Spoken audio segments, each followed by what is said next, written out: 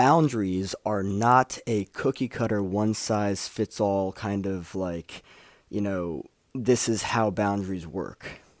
Boundaries are a very personal experience. How you feel, and then what boundary you set as a result of that is a boundary, right? And this is actually what I've been learning recently about boundaries is that it's much more on the side of how you feel and then the boundary that you decide to, set as a result of that rather than what boundaries, like what should my boundaries look like? The boundaries that a person sets are going to be very unique to the person's experiences of life and how they feel. How you feel or how I feel and how that other person feels could be three different experiences, right? And the boundaries that we set as a result of that could be uniquely different to each person. And I think that this is very interesting too because oftentimes that we hear people, invalidating each other, right? Saying that their experience is not real, right? Um, that in and of itself is a boundary violation. Um, as far as I'm aware, in terms of, like how boundaries work and everything. But the way that you go about boundaries are really, it's a matter of sitting with yourself and understanding what it is that you feel. If you really want to set the best boundaries that you can for yourself, you need to sit with what it is that you feel.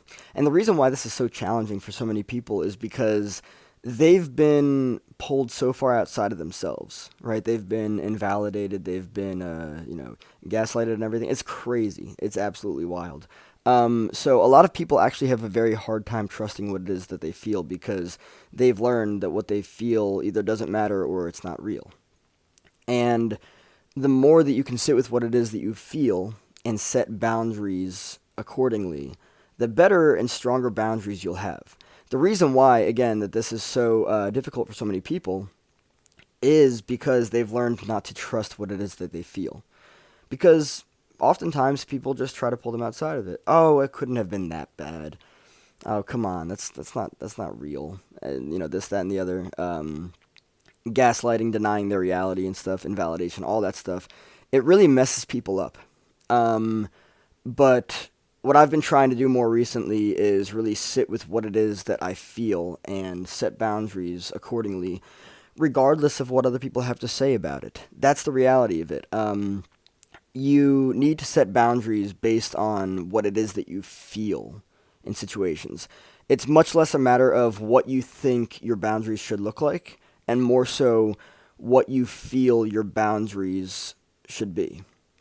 Right? Like, say, for instance, if you are not comfortable with talking about something, your boundary might look like not talking about it with people. I mean, it's very simple. But the challenging thing here for a lot of people is that people might try to pull you outside of that, right? So like, oh, come on, it's been 10 years. You should be past that by now. It wasn't even that bad. Couldn't you just talk about, yeah, just trying to pull you outside of it.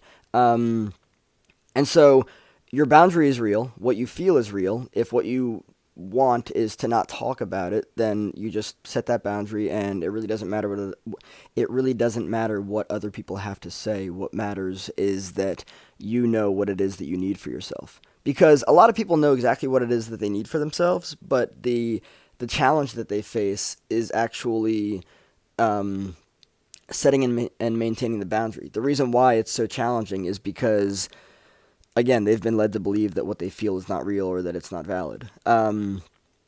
But yeah, this whole time I actually thought that boundaries were much more of a cookie cutter, one size fits all, like generalized thing for people. And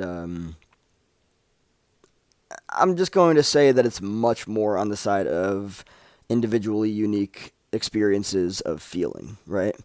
It might not even be on the side of cookie cutter, one size fits all. I don't think it is, actually. But it's funny it's interesting that I previously thought that it was that.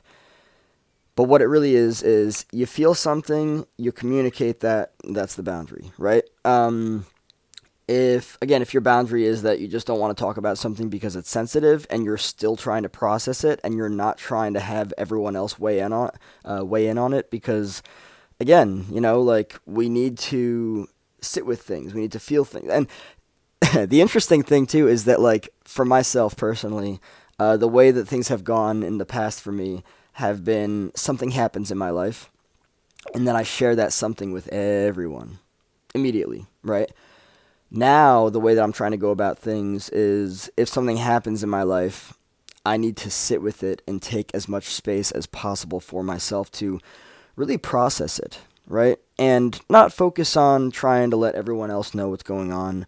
Just bringing it to myself and just really sitting with it and allowing Chris to think and feel and process as necessary. Maybe at some point in the future, if I choose to share it with other people, I can, and that's okay. But the most important thing for me is really sitting with the things of my life, because when you sit with the things of your life and you really, like, you set that boundary around it, right? Like, the boundary is, okay, this is mine for a good week to, a couple weeks to a month maybe, or however long I need to. Um, the importance of doing this is because I would argue that a majority of people, they really like to try to think that it's their place. Well, when you tell other people what's going on in your life, you've kind of like opened up the boundary, right? And it either becomes, their business without them really knowing, or, that's just the way that that works. So really allowing yourself to have the space to be able to think, feel, and process as necessary.